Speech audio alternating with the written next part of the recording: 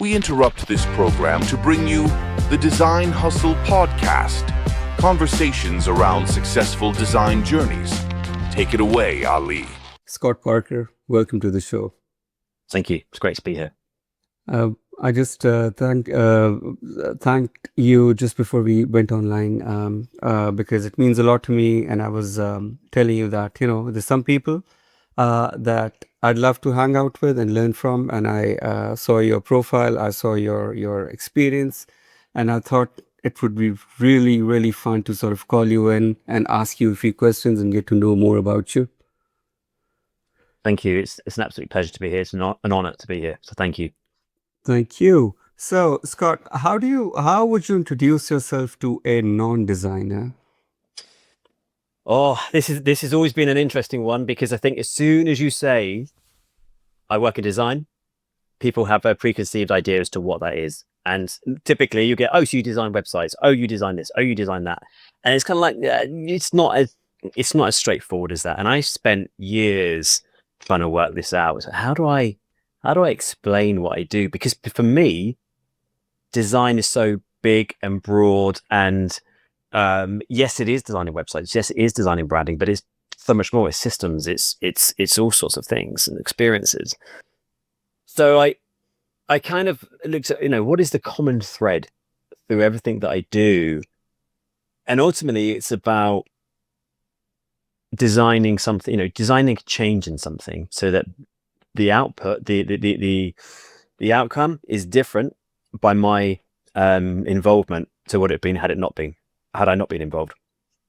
So I reframed it for me is to say I design value, because I think whatever I'm designing, there is, and it's about designing, whether that value is a brand, whether that value is an experience, whether that value is efficiencies in operations with design ops, etc., or a service. It's about designing and realizing value and impact for customers, for the business, and for those users as well. So I kind of that's how I kind of say to people now is, look, I design value, and that may be any of those things, but it's all relevant to and related to what success looks like for the individual business that I'm creating that difference for.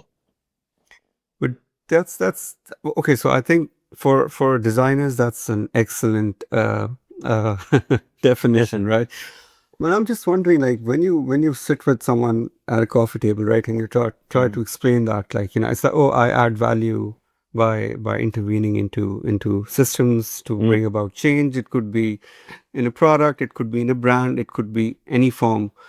Can they sort of put you in a box immediately, or do you then resort to some sort of a low-hanging fruit definition? Oh, I'm a designer, so. Yeah, I mean, I think that it not to be cliche, but it depends. And I think that with, there are standout examples when I think when there are examples of good design that everybody experiences, and not to have another cliche and kind of put on Apple, but when you talk about, look at the way that even, just that the unboxing, the packaging that they've got, every element of that is being designed as part of an experience. So when people get their phone, they don't necessarily see it as, this is a beautifully designed experience. Everything just works how I want it. It's just doing everything. It's a lovely experience taken out of the package, but they're benefiting from that experience. They're feeling that experience. And I think that using something like that to explain that journey that they're going through in breaking that cellophane, that slight suction to the box as you slide the box off, and there's everything. Oh, it's all in those white layers, and you pull this bit out, and you pull this. Everything is thought through, and it's that thinking that experience through with intent. That people, they would have experienced that, as I say, they won't have seen it as a design, but they would have experienced it. That's really cool. I was just imagining this.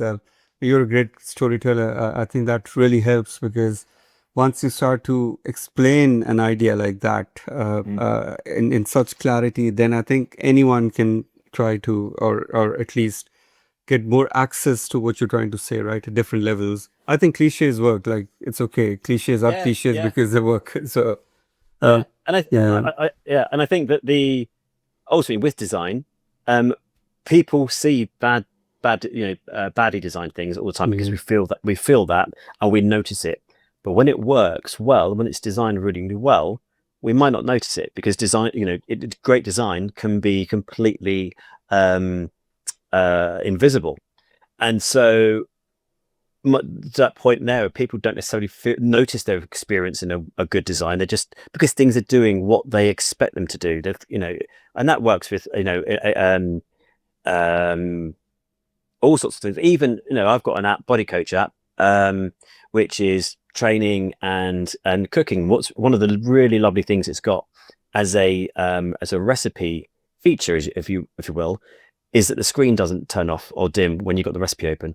Now, when I use other apps that have got recipes on, you're constantly having to kind of, open your phone again to see it. And again, it's not something that people would necessarily notice because it's not a pain point in any way. It just works in a really intuitive way. That's quite funny that you mentioned this. I was laughing because, I'm one of those 4 chords, 5 chords guitar player, right? So just, just enough chords to put a song together, right? So, yeah.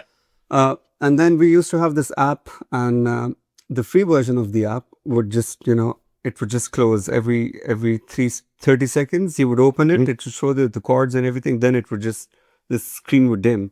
And then the paid perks were the screen would stay turned on for as long as you want, right? And yeah. I used to get really angry at that time. But as you said, like adding value, and then charging for that value is fair enough, right? So because there's a problem there, and they're providing a solution. So I'd love to know more about you as a person, and were you like a creative person when you were growing up, or so were you a mechanical person or more of a creative artsy person? Definitely on the creative side. It was go back to school, and I was always about art.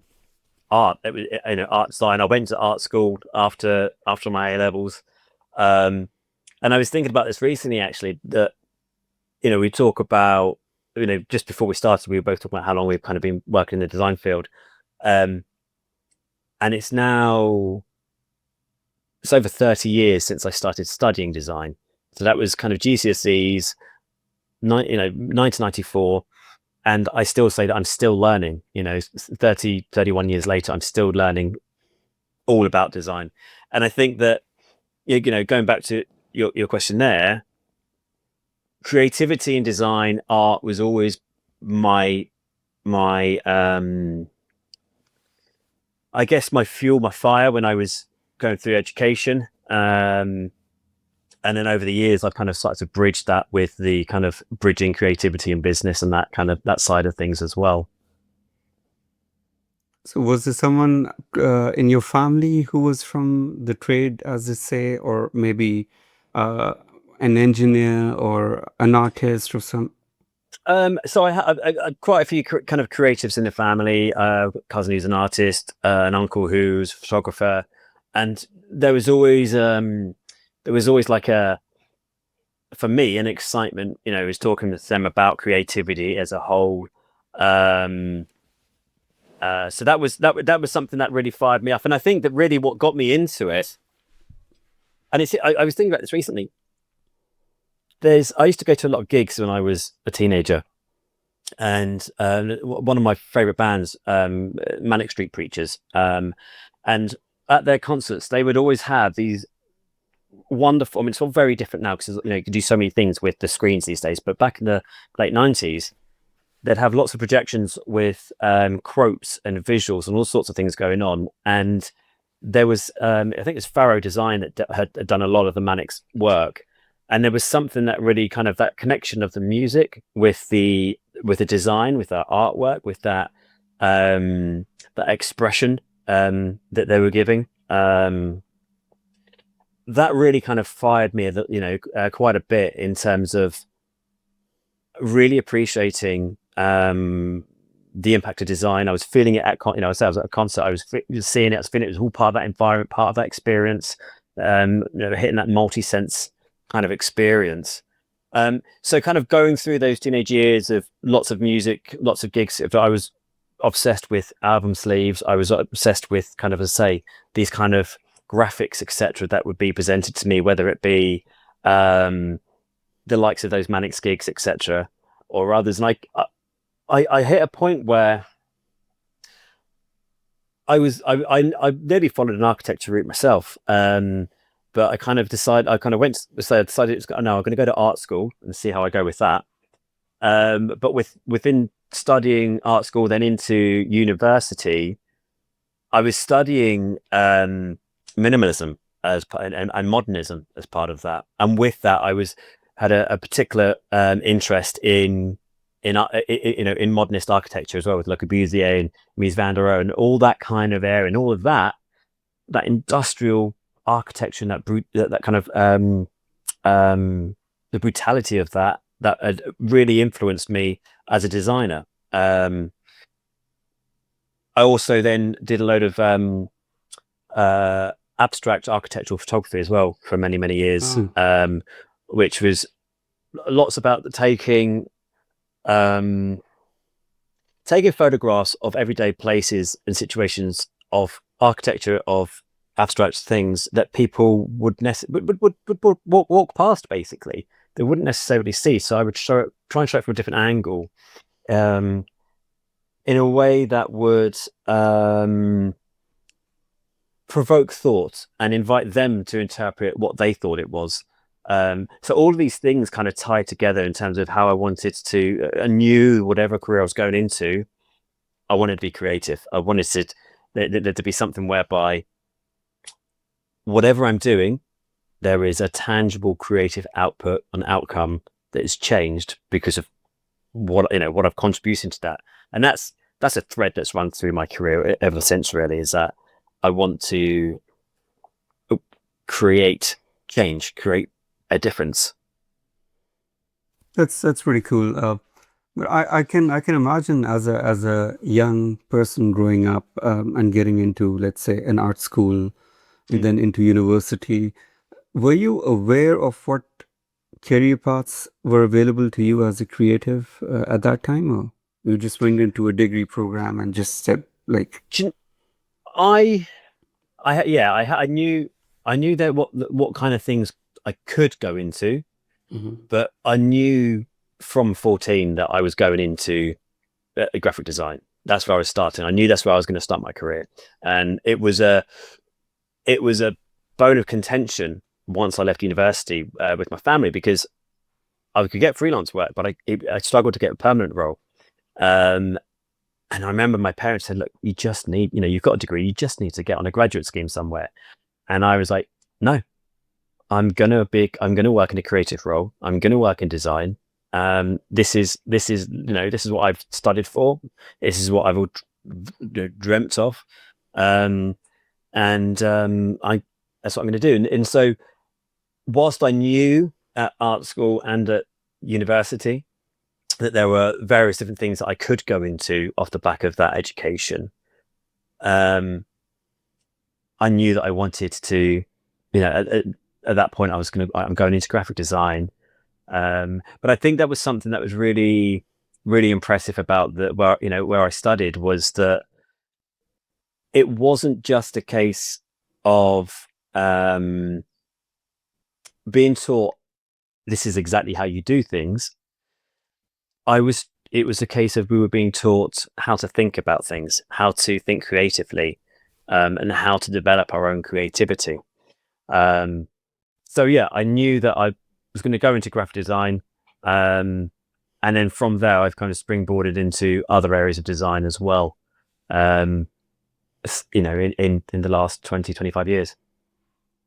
That's pretty interesting, because when I was in university, probably a few years after you, they had somehow they just transitioned into something called communication design from graphic design, because I think that was the time when they started realizing graphic design is a very rigid sort of a structure, and communication design probably encompasses much more of what you guys do. You know, it's like it has the brand in it. It has maybe a website element of web design, identities, and so forth.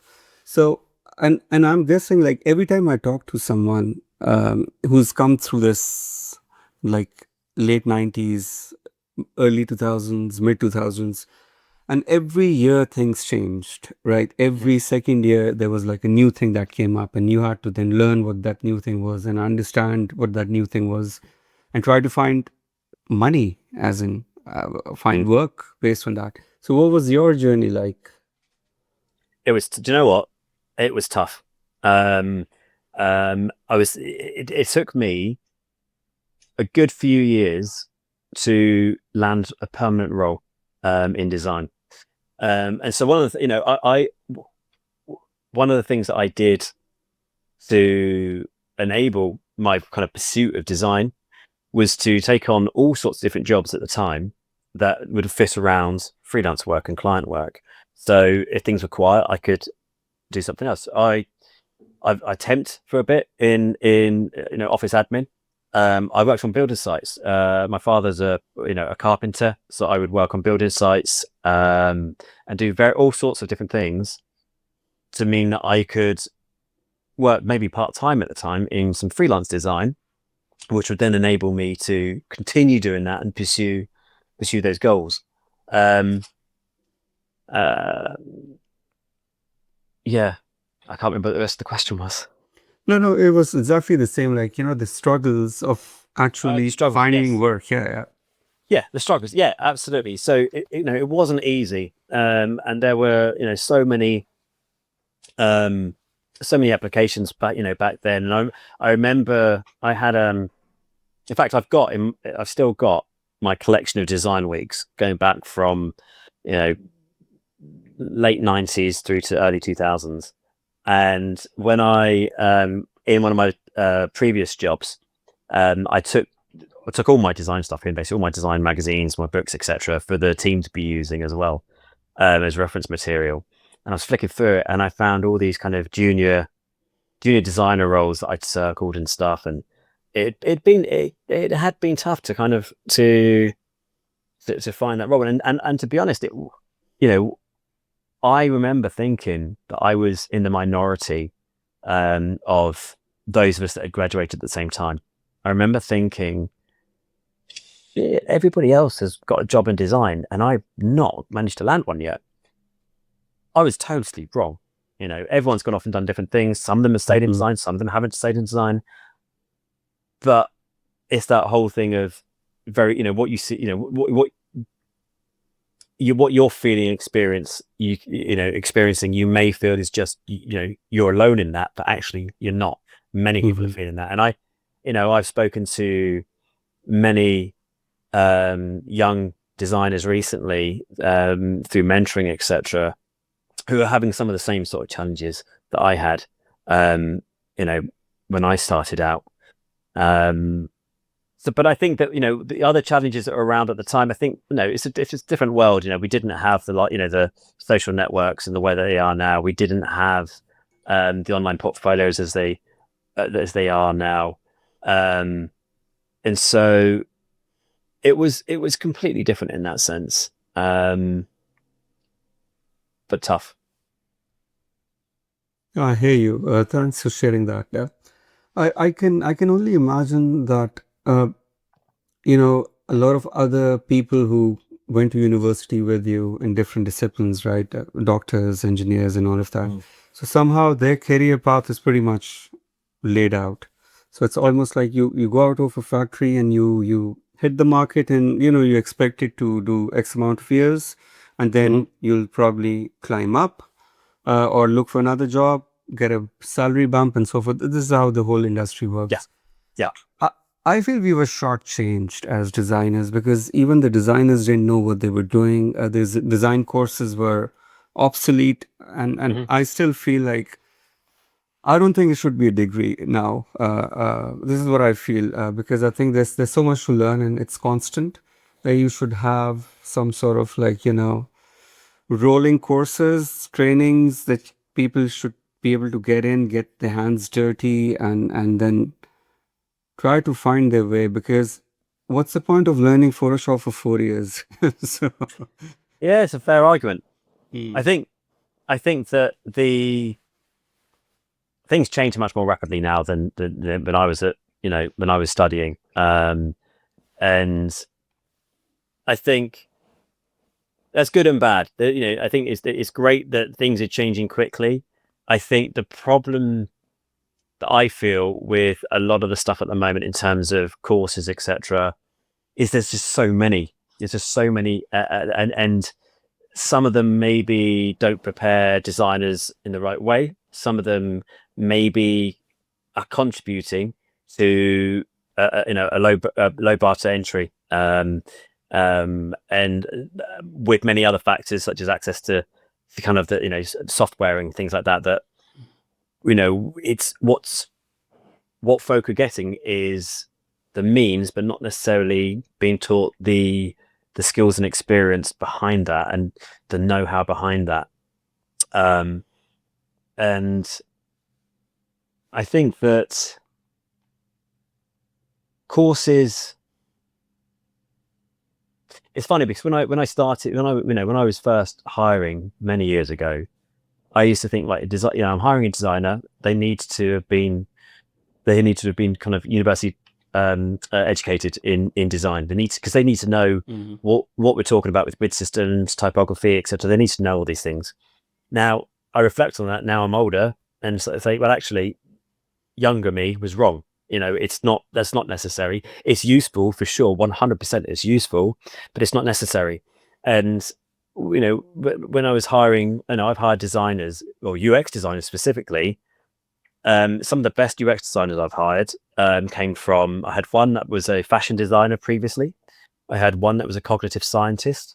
I think different backgrounds bring different qualities to what you can do as a designer.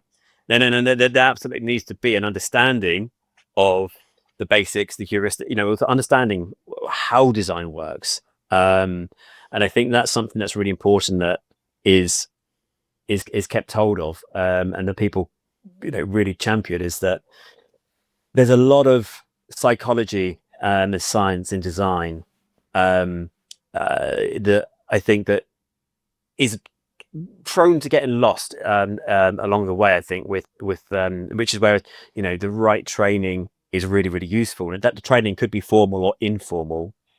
But things that have really stuck with me, that the eye can only comfortably read 55 to 60 characters in a line before it starts to struggle.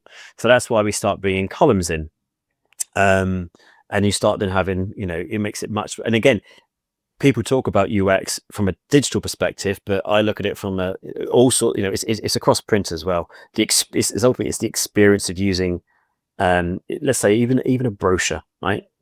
The experience of going through that brochure, the designer should, if it's being done well, be creating an experience of navigation and of engagement and with intention to take that user, that reader, on a journey through that particular document. As I say, breaking that content down, that line width down, so it's easy to digest, using the color psychology in there, using the grid systems that we see them a lot in digital design, but they go back to Jan Tishkold and the lights way decades and decades and decades ago.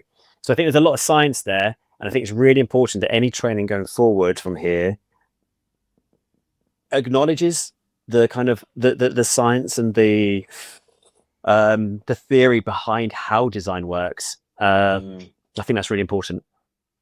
No, that's very well put, Scott. So I've started recently, as in a few years ago, started formulating this purpose, and I was around the fact that we have too many gatekeepers in design, right? It's like, this is really it's not just a line. This is not just a program. It's not just a.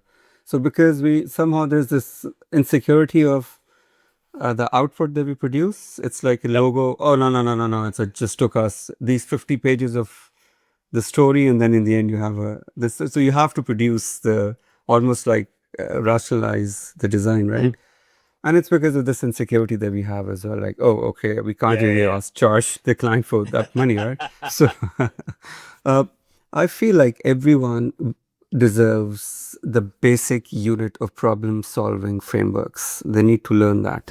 And I think, and I like to call that design. So I like to call that. So as you said, like, I think you put it beautifully when you said, like, well, there's a reason why you have two columns, because you just can't, read. So the way I look at it is, I see a problem, and that is that this text is too much. I don't know why it is, but there is. And we need to fix it. I don't know how, but I need to find out. So this mindset is a designer's mindset, right? Okay, now we can find what the problem is. We go and research. I'm sure we can find what the problem is. What is the solution? Go and talk to people. Go and find the solution. You'll get, as long as you understand that you're moving from problem space to a solution space, in your head there's a diagram. So thinking in terms of diagrams, life, I think this is where I'm trying to get to, where I'm like, you know what, I'd like to make design more accessible to people. So what are your thoughts about that? Are you of the opinion that now we should leave designers a design for designers, or do you think we should open this Pandora's box? Because once it's open, you can't close it. Everyone becomes a designer. Yeah, well, it's a difficult one, because I think that, and we see this a lot, right? I think, it's very easy with maybe a boot camp or whatever, or any kind of any purchasable course or free course even, to start calling ourselves, whether it's a designer or whether it's well, any role really, to be honest. We do a bit, and it kind of goes back to the Dunning-Kruger curve in a way. So we do a bit, and we get very, very confident with that, and we think, okay, I can do this. And then as we learn more, we realize, oh shit, this is actually a lot harder. There's a lot more to it than I realized. So our confidence level drops as our experience level goes on, until we start building that experience up, and then our confidence starts slowly raising with that. And I think that I've always been cautious of democratizing design within businesses. I think what's important is to bring people. I think, okay, so when you're doing ideation, for instance, you bring people together. If you're using the design mindset, the design toolkits, and that approach, anybody can kind of go along that journey with you and come up with wonderful ideas. And we used to find that some of the greatest ideas came from people who were completely abstract to design, and were not part of that, in a day-to-day capacity. I think that a designer's skill set is knowing and understanding how those ideas are relevant or not to the given problem, and how to take an idea and develop it in such a way that it can either be tested, or it can be created into a sound solution. I think it gets a little bit more difficult with when we start democratizing the technical aspects of design, and I think that there's a tendency that sometimes people feel that if they've got the software, they're a designer, whether it be Figma, Adobe, whatever it is, that there's a feeling that, well, I've got the software, I can just do it. And I think that underplays and undervalues the role of a designer. I think that it undervalues the expertise that a designer brings to the field. I think part of the problem is, we always talk about the, design seat at the table and all these kind of things. What I've always championed is that design needs to be, and is, but needs to be recognized as a peer to other functions. So if you look at that product development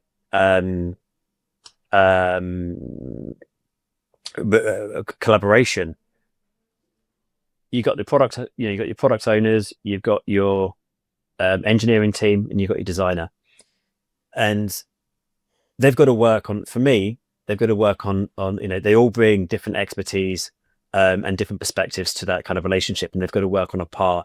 And I think as soon as another function starts doing the work of design, it's not invalid at all, but I think that it can compromise some of the integrity of what goes into design in terms of I wouldn't expect product owners, for instance, to understand or to know. I wouldn't expect product owners to know about the optimal character length for the way that the eye works, because that's not something that product owners would needed to know. But that's something I would, that kind of science is what shapes design, what designers do, and the decisions that we make. So I think that it gets a little bit more complicated when you get into software. I think, we see things like Canva and, the proliferation of lots of marketers creating their own design things quickly and easily. And I see the business reason for that and the justification for that.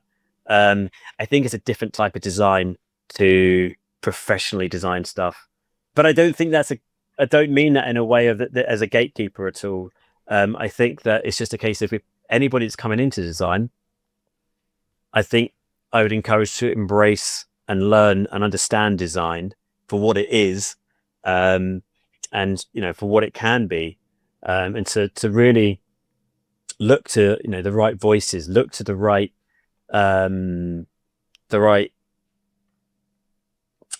influencers, the right historical designers as well, and look to see what people are doing with design. Look to I guess my point is really get under the skin and understand what design can do, because 9 times out of 10, when you're talking to somebody outside of design, like we touched on earlier on, they don't necessarily understand what design. We think we know what design is, but once you speak with, once you kind of have the exposure to it, and you learn it's so much more. It can do so much more. Yeah, well, I hear you. I think it's very well put. So, in other words, what you're saying is like, there's a place for everyone to design in, and we've established that brainstorming sessions, for example, ideation. So that's where you can encourage everyone to come in, participate, and then it's almost like just because you can run doesn't mean you can run a marathon, right? It's that idea, right?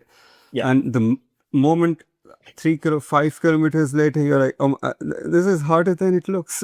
So, and that's where the designers can sort of come in and take it through, right? So it's just like this idea that, okay, let's start running, and we run until the first 3 kilometers together. Let's get into running, what good form is, what good, I don't know, attire is, good shoes. Let's take that on, as you said, like, let's pick up some of the nice stuff about design and then run with it. But until a certain point, and then let the others who've been doing this for a long time, who think like, sorry, no, 100%. I think the thing is, there is professional expertise to design, as there is to many other fields as well, and I think it's difficult when you work in a collaboration where everybody feels they're working as a designer. So we've I in a previous role I joined an organization whereby design was really seen as the point where things were made pretty, and with that, the various colleagues, various stakeholders would sit at the designer's desk and say, move it here, move that there, I want that there. And it's just the worst thing to design, because the designers have got, as I say, expertise, experience, understanding, knowledge that has gone into why this has been designed in this way. And I think that there's a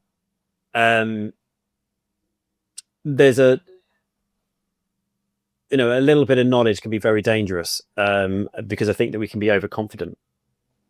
So I think that there is, for me, in design, we've got there's a professional integrity to what we do. And sure, if people are going to want to come along and be part of that, then let's help them, let's train them, let's let them, understand design for what it is. But what we need to be cautious of is where people are overconfident but inexperienced. And there's a lot of, I've done a lot of work in the past where we've looked at, design is visual, right? Most of the time. It's not always. Obviously, we're doing a lot of things actually that are not non-visual, but fundamentally, we talk about design from a visual perspective. Whether that is the actual experience itself, we'll talk about visually interacting with something. And when we're gathering feedback, for instance, quite often feedback's very subjective. It's I don't like this, I don't like that. There's no reason to it. It's just I don't like it.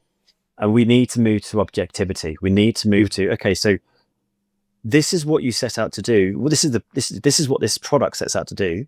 This is how we designed it. This is how it works. And I think that that's something that you learn, or you should learn as a designer, is to be objective about what you're creating. So it's not about your personal preference. It's about creating the right solution for the users, for the business.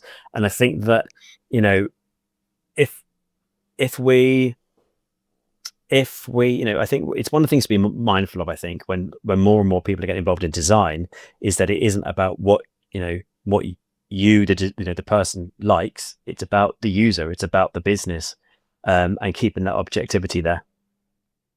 That's cool. I'm with you 100% there, for sure. Now, some really interesting things that I have on my mind. I can't touch upon all of them, but one of the most important things, I'd love to get your take on this. So, as someone who's been a global design leader, someone who's worked for big corporations, let's say, big responsibility, big teams. Now, when you walk into a room, how does it feel to not be the youngest in the room? What does that feel like? And I mean in good and bad ways, both. Do you know what? It can be difficult. It can be difficult. Design is famously at the moment, a younger person's field at the moment. And there's no hiding my grey. It looks good. Are you going well? Thank you. I said to my kids, I said, look, I'm not that old. And my son just looked at me, looked at my beard, looked at my hair and went, you're grey. It's like, all right, thank you. But no, you walk in there and you've got to try, you've got to find those balances, right? You don't want to kind of be out of touch with things. But there's a realization that you also don't want to be the dad dancing at the school disco. You can't be cringe. You've got to accept your position of where you are in your career, when you're, your age and your maturity, etc. I think that that's part of it. I think part of it is also what we've got to offer those younger generations that are coming through. I think that there is a great, I've always tried, I've signed up to various kind of opportunities for mentoring people because I want to pass on my experience and my knowledge and what's worked for me, what hasn't worked for me, to help other designers really kind of be the best that they can be as well. And I think that when you go into such a room, you go in there with that experience, you go in there with that knowledge, but you go in there valuing the new ideas that new, younger, less experienced people are bringing through. And I think there's a beautiful naivety as well that comes with both fresh designers and perhaps designers that have changed industry, because you can walk in as a new designer or you walk into a new industry and ask questions that other people won't have asked because, well, we've never asked that question because this has always been the case. And I think that somebody coming through and saying, well, hang on a minute, what why does that work like that? And it can be it could be from a completely curious point of view, or it could be from a challenging point of view. But it's like, I think that's to be embraced. I think it's to, if you walk into a room as a more mature designer, and let's say that there's 10, 20, 30 designers in the room, and you've got some that straight out of university, some that have been doing it longer than we have. What you want to do is find the best way to get the best of that collective experience and expertise. And that will mean forming different relationships with different folk in that room. But you want to create the conditions that the new designers that can learn from the more experienced designers. But on the flip side, the more mature designers can also be invigorated by the younger designers as well. I think it's a very safe answer. I hear you. What I felt, so I'm going to explain some of my opinion on this, right? So I spoke about age because I never thought it was a problem until it started to become something that I was aware of, right? So and it's not as if because I feel old, like I feel and I might look old, that's another thing, but I just feel great. Like I feel like no, it's 18 and a half, maybe 20, 22. So but on a serious note, I've felt that if you've not climbed the career ladder by your early 40s or mid 40s and become a lead or a leader or a director or whatever, you're almost unemployable, because then you've got too many years to be a personal contributor because you're too expensive. And there are other people who are cheaper and who can come in and do the work probably better than you and faster, right? So what's your opinion on that? So is it always that, okay, if you're this old and you've missed the boat, which is okay, then should you go into the consulting route, or can you sort of then start consulting other companies and try to become a consultant, then to try to find work in companies? What's your opinion on that? Yeah, I think it's difficult. I know I was talking to somebody recently, a product and design leader, and I know I had on my LinkedIn profile that I've got 20, 25 years experience, and she said to me, "Look, do you know what? You want to take that off, because people, rightly or wrongly, people are ageist, and they're gonna judge you on that." Now, as I said, I can't lie about the age. I'm quite clearly grey, and I'm not going to hide my picture or anything like that. But I think that you do question, you do kind of ask yourself these questions of, okay, so have I had my best opportunities now? The roles that I've done in the past, are similar roles, are growth roles ahead of me or not? I don't know. And it's again, you do start thinking, all right, so that was the career path. That's what I had in mind for myself. Now, I remember I a few years ago, I was clearing out my parents. Parents were moving out of my childhood home, and we were clearing out the garage. And I found a career day paper from when I was 14, 15. And it was, you fill it out in terms of the job you want to do. And I'd written on there, design director. And I say I was 14, 15 when I did that. And so, by what was I can't remember how old it was when I got that job. It was 36, something like that. And it's like, do you know what? A high five to my teenage self. And I did it. I've done it. And I've achieved that. And, for me, I want to find, I want to be, for the rest of my career, I want to be finding opportunities of businesses whereby people want to have the impact. They're hungry for the impact of design. But you do wonder as an old designer now, is are my best opportunities behind me? But I think the flip side of that is then to say, do I want to chase things in the way that I did when I was younger? I've now got teenage kids. I'm married. It's very different to 20 years ago when I was, living in London, You look for your values change in life, and I think that part of you is that, hang on a minute, I still got value to add, I still got something to say from a design perspective, but then there's a part of you that also is a growing part of you inside. It's kind of like, actually, yeah, I've got all those things to say, I've got all this experience to pass on, but I'm not necessarily gonna stand on the rooftops and scream it anymore, because that's, my values have changed, and now it's all about doing, putting the family first. So I think that it's you grow within your career, and you grow with the opportunities, and it does get more difficult, because you are aware of how the markets change, and how they look for that younger blood. But then you got to decide where you fit into that, and where you want to fit into that. Excellent. Like, thank you so much for sharing your opinion on that. I'm respectful of the time. I wish we had more. I wish I can call you. I hope I can call you in again and deep dive into some other topics. I'd love to. Yeah, thank you so much, Scott, for the conversation, the past, the motivation, the direction. Really appreciate it. Oh, thank you, Ali. I really, really appreciate it. It's been great chatting with you. Thank you.